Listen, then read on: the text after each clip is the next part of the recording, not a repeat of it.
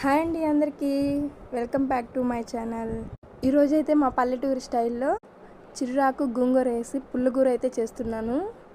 ఈ రెండు కలిపి చేయడం వల్ల టేస్ట్ అనేది చాలా బాగుంటుంది. నాకైతే మా నానమ్మ వండుతుంటే టేస్ట్ నచ్చి నేను ట్రై చేశాను. చాలా బాగా వచ్చింది. అందుకే మళ్ళీ చేస్తుంటాను అప్పుడప్పుడు. ముందుగా అయితే వలుచుకున్న గోంగూరని శుభ్రం చేసుకొని ఒక కడాయిలో వేసుకొని అందులోనే చిర్రాకు కూడా సన్నగా తరిగి గుంజుకొని వేసుకోవాలి. నెక్స్ట్ అందులోనే 2 మీడియం సైజు ఉల్లిపాయలను ముక్కలుగా కట్ చేసుకొని వేసుకోవాలి. నెక్స్ట్ అయితే పచ్చిమిర్చిని వేసుకోవాలి. ఒక 10 పచ్చిమిర్చి అయితే వేసుకోండి. అంటే కారం ఎంత తింటారో దాన్ని బట్టి వేసుకోండి మీరు. నెక్స్ట్ అయితే ఒక 3 టమాటోలను అయితే తీసుకొని కట్ చేసుకొని వేసుకోవాలి. ఇప్పుడు స్టవ్ వెలిగించి మనం రెడీ చేసుకున్న కడాయిని అయితే స్టవ్ మీద పెట్టి అందులోనే ఒక 1/2 స్పూన్ పసుపును అయితే వేసుకోవాలి. నెక్స్ట్ అందులోనే కొద్దిగా చింతపండును కూడా తీసుకొని వేసుకోవాలి. ఇప్పుడు ఒక గ్లాస్ వాటర్ పోసి మూత పెట్టి బాగా మగ్గించుకోవాలి, మధ్యలో కలుపుకుంటూ.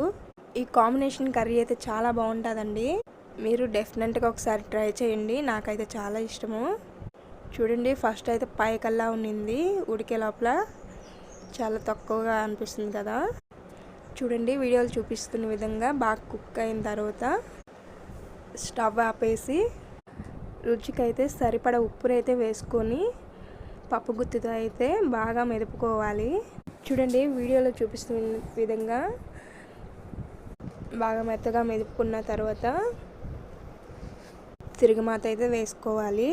తిరుగుమాత కోసం అయితే మనం ముందుగా స్టవ్ వెలిగించి కడాయి పెట్టుకొని అందులో కొద్దిగా ఆయిల్ని అయితే వేసుకొని ఆయిల్ హీట్ అయ్యాక ఆవాలు, జీలకర్ర వేసి వేగాక మనం ముందుగా సన్నగా కట్ చేసుకున్న ఆనియన్స్ని అయితే వేసుకోవాలి. ఆనియన్స్ బాగా వేగాక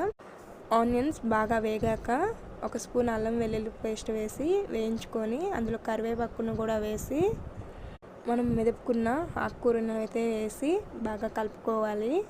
మీడియం మంట మీద ఒక 2 మినిట్స్ అయితే కుక్ చేసుకుంటే మన పల్లెటూరి ఆకుకూర పుల్లకూర అయితే రెడీ అయిపోతుందండి. మరి మీ ఊర్లో ఈ కర్రీని ఏమంటారో తెలిస్తే కామెంట్ చేయండి.